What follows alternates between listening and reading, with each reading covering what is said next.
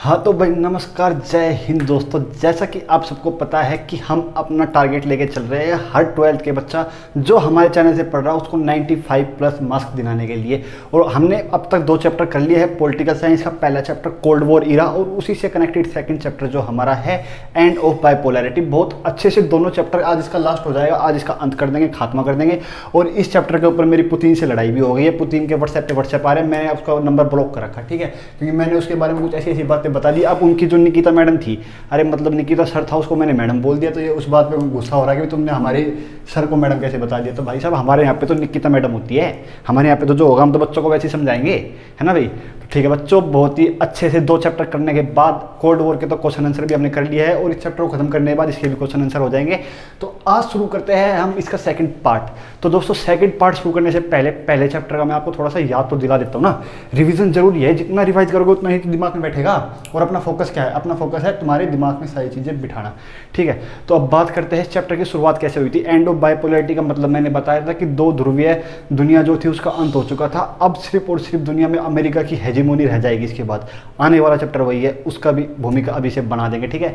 तो आने वाले चैप्टर से पहले हमने इस चैप्टर में जो पढ़ा कि भाई कैसे कैसे यूएसएसआर का अंत हुआ, यूएसएसआर के अंत होने के बाद क्या क्या उसको नुकसान हुए और अंत क्यों हुआ, किसकी वजह से हुआ। वहाँ पे कुछ ऐसे ही क्रांतिकारी आदमी आए, क्रांतिकारी आदमी आने की वजह से, गोरबाचेव के आने की वजह से वहाँ पे लोगों को थोड़ा नेशनलिज्म की भावना उभरी। इकोनॉमिक जो है बहुत ज़्यादा डाउन जा चुकी थी, खर्चा मिलिट्री पे बहुत ज़्यादा कर रहा था यूएसएसआर, वेस्ट के कंपैरिजन में बहुत पीछे था। तो ऐसे कुछ लोगों में भावना की वजह से यूएसएसआर टूट गया था, ठीक है।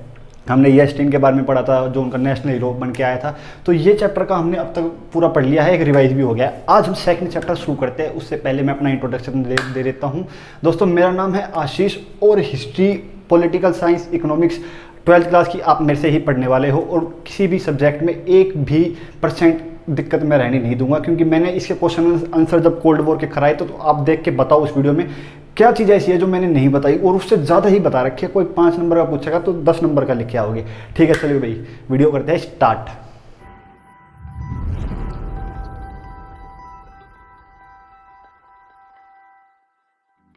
अच्छा भाई दोस्तों, आज हमारा किस चीज़ की एंट्री होने वाली है? आज होने वाली है one and only great India की एंट्री होने वाली है इस चैप्टर में भी, एंड ऑफ बाइपोलैरिटी में।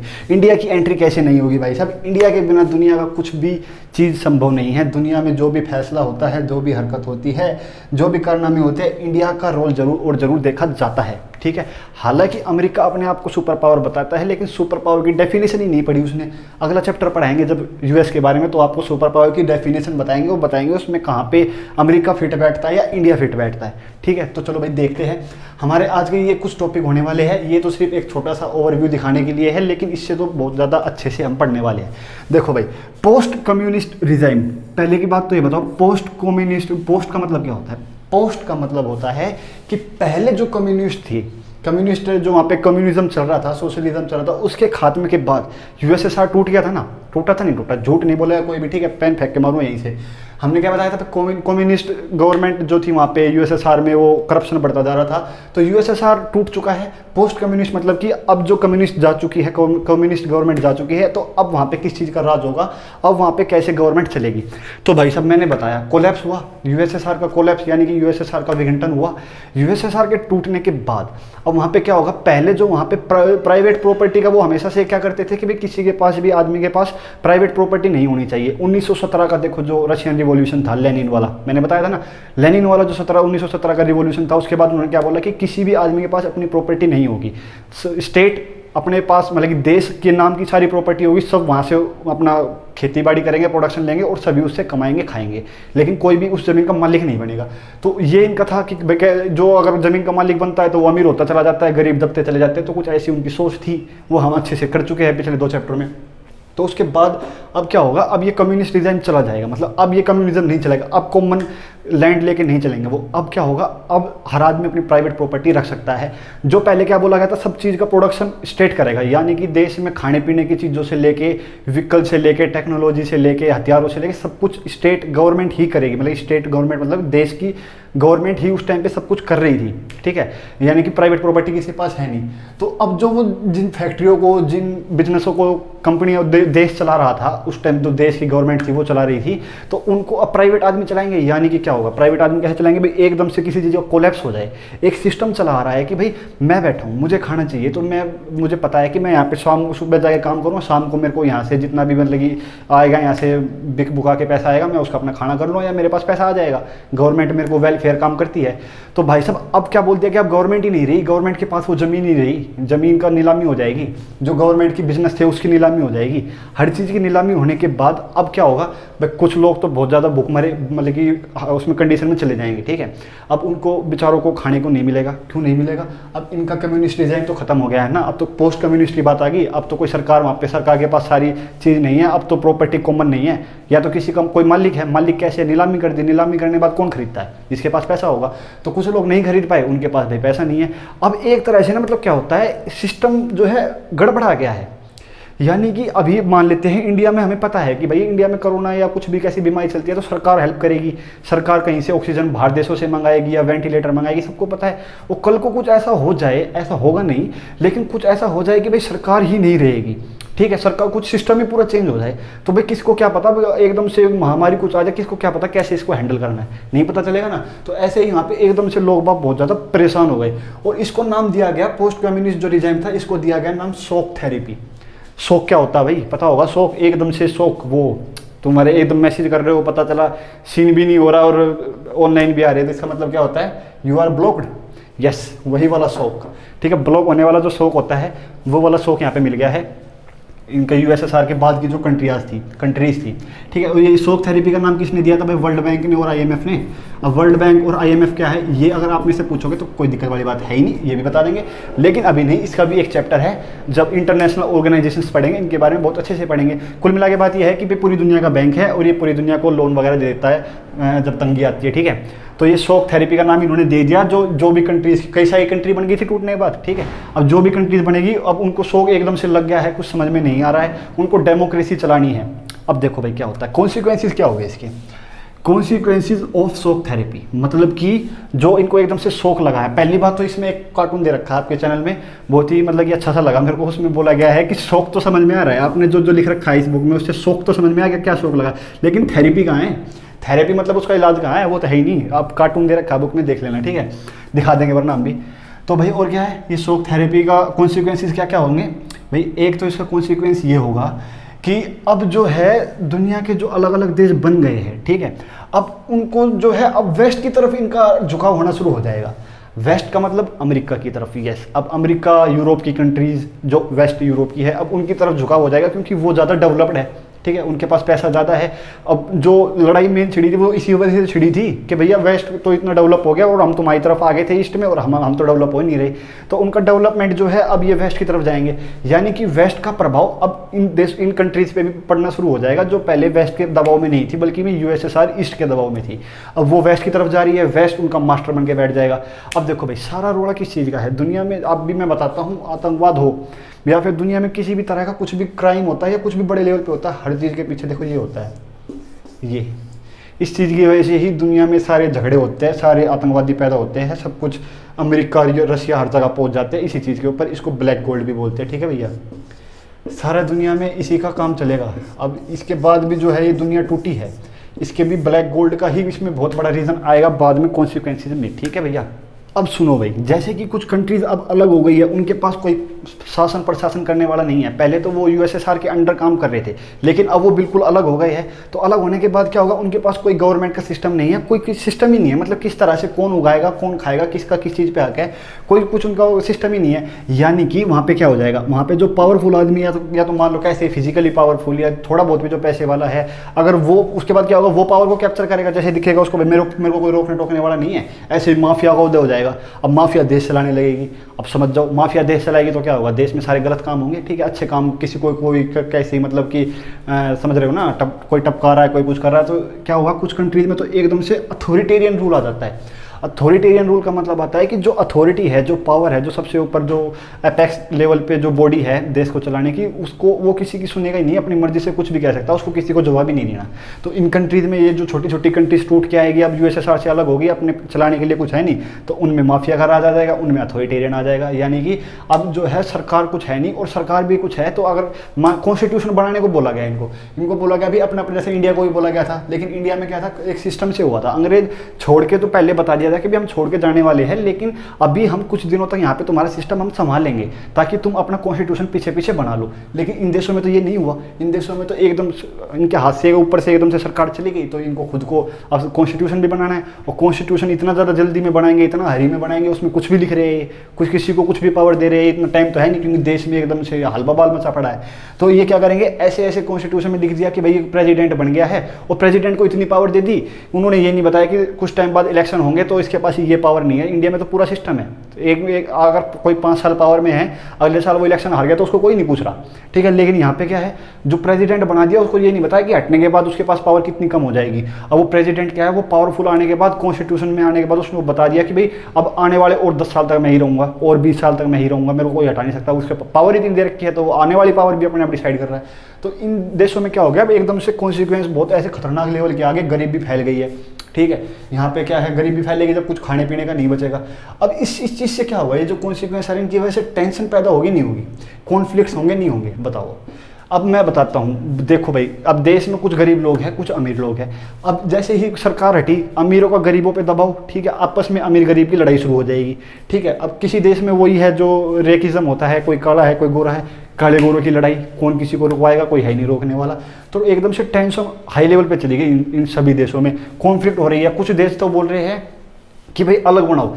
अब जैसे कोई कह सकता है कि भाई एक कुछ बीच में से नदी जा रही है, नदी को दोनों अपना अच्छा मानते हैं, अब नदी के ऊपर लड़ाई होगी। अब पहले तो एक नदी ऐसे जा रही थी, ठीक है, ये एक ही कंट्री थी, मार्कर बदल देते भाई साहब, ये खराब हो गया है, ठीक है। देखो भाई क्या था, जैसे एक नदी जा रही है, ठीक है, इस नदी को जैसे एक ही देश था ये पहले, ठीक है। अब मान लेते दूसरा देश भी था, इन दोनों में आपस में ट्रीटी थी, कुछ भी था कि कौन सा पानी, जैसे इंडिया पाकिस्तान में भी होता रहता है, तो अब इसी में से कई हिस्से हो गए, ठीक है। अब ये पानी के लिए जहाँ से निकल रहा है, ये कहेगा कि मैं अपनी मर्जी से कितना यूज़ करूँ, ये कहेगा कि इसने कुछ ज़्यादा यूज़ कर लिया कि मेरे पास नहीं पहुँचाया। अब ऐसे अगर यहाँ तक नहीं पहुँचा तो ये कहेंगे कि ऊपर वालों ने नहीं पहुँचाया। तो इनके ऊपर थोड़ी है ना लड़ाई वड़ाई अब पानी के ऊपर होने लगी। अब हर चीज़ के ऊपर इनकी लड़ाई होगी, कोई संभालने वाला है ही नहीं। अब कुछ क्या होगा, कुछ लोग आपस में कहेंगे भाई ये मेरी इसकी सोच अलग है, मेरी सोच अलग है। हम जैसे कोई नरम दल गरम दल बोल देता है कि भाई नरम दल वाले अलग देश बना देंगे, हम गर्म वाले अलग देश बना देंगे। तो ऐसे देशों की अलग अलग की मांग होने लगी। जॉर्जिया के तो 2 हिस्से हो भी गए, ठीक है। ये जो स्लोवाकिया था उसके 2 हिस्से हो गए, स्लोवाकिया अलग बन गया, ठीक है, किर्गिज अलग बन गया। तो ये सारी चीज़ें यहाँ पे हो गई, एकदम से सेपरेट करने की एक हर चीज़ छोटी छोटी चीज़ पे टेंशन हो गई, कॉन्फ्लिक्ट हो गई, ठीक है भैया। अब आते हैं the one and only great India की entry with 1 more star, okay, कर दिया है India and the post communist countries. इसका मतलब क्या होता है भैया, इंडिया का अब जो ये अलग से कंट्री टूट के आएगी, इसके साथ कैसा रिलेशन होगा। हमने तो पढ़ लिया, जब यूएसएसआर था तो इंडिया किसी की तरफ नहीं था, ना यूएसए की तरफ ना यूएसएसआर की तरफ।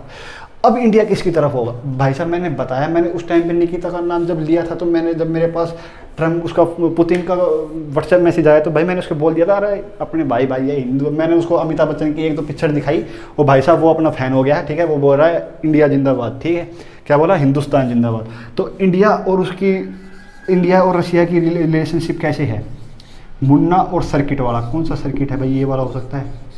इंडिया की मुन्ना और सर्किट वाली बिल्कुल दोस्ती आज के ज़माने में भी चलती है और उस ज़माने में भी थी। और जो बाकी की कंट्रीज थी पूरी यूएसएसआर से टूट के, इंडिया का उन सबसे बहुत अच्छा रिलेशन आज के टाइम पे भी है।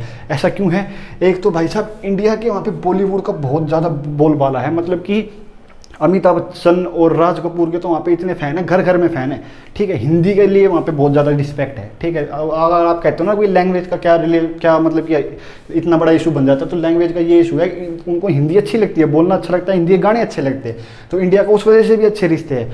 और भाई क्या हो गया, इंडिया की थोड़ा सा सोशलिज्म का भी, इंडिया में जो है डेमोक्रेटिक सोशलिज्म है इंडिया में, ठीक है। वैसे मतलब सोच विचार भी एक जैसी है, भाषा भी एक जैसी, एक दूसरे देशों का कल्चर भी पसंद करते हैं। यूएस से नहीं पसंद करते, यूएस धोखेबाज है, कभी भी अपने फायदे से किधर भी चला जाता है। तो ये हमने इंडिया का पता, इंडिया का सबसे अच्छा है जो भी, रशिया का तो सबसे ही अच्छा है। रशिया से तो हमारा रिलेशन बिल्कुल स्ट्रॉन्गेस्ट वाला है, मुन्ना भाई वाला है, ठीक है, मुन्ना और सर्किट वाला है। और बाकी इसमें किसी को भी मुन्ना लगा लो, किसी को भी सर्किट लगा लो, ठीक है। भाई ने बोला करने का तो करने का, ऐसे वाला चलता है। अगर इंडिया ने बोला कि कश्मीर हमारा है तो उधर से रशिया पूरी दुनिया को बोलता है भाई ने बोला करने का तो करने का, ठीक है।